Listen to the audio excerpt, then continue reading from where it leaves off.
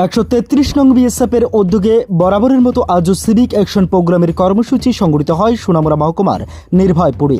উক্ত কর্মসূচিতে বিএসএফের পক্ষ থেকে স্কুলের নিত্য সরঞ্জাম থেকে শুরু করে দেওয়া হয় খেলার সরঞ্জাম।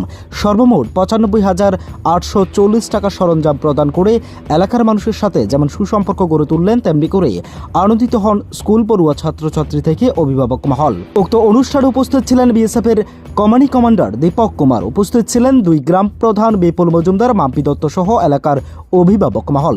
মোট 4টি স্কুলকে প্রদান করা হয় এই সরঞ্জামগুলি। সাংবাদিকদের করা প্রশ্নে গ্রাম প্রধান বিপুল মজুমদার জানান, বিএসএফের সাথে আমাদের সুসম্পর্ক চিরকালের। আজকের এই প্রোগ্রামের পর সম্পর্ক আরও মজবুত হবে বলে তিনি মত প্রকাশ করেন।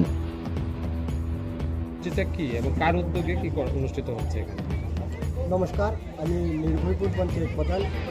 আজকে নির্ভয়পুর হাই স্কুলে border security force civil action 133 ব্যাটালিয়নের কর্তৃক আমাদের Nirbhaypur school, Laltila JB school, Baghaishwar high school এবং সাউথ মহেশপুর জেবি স্কুল, এই স্কুলগুলিকে বর্ডার সিকিউরিটি ফোর্সের তরফ থেকে আমাদের বাচ্চাদেরকে বিভিন্ন সরঞ্জাম, বিশেষ করে স্কুলের ব্যাগ, ডাস্টবিন, এরপরে syntax, volleyball, football, carrom board এবং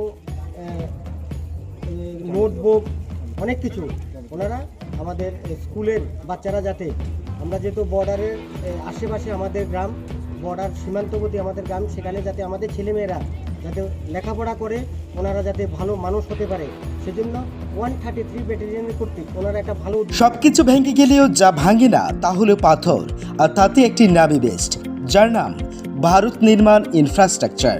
ভারত নির্মাণ ইনফ্রাস্ট্রাকচার বিশ্বের উন্নত মানের পাথর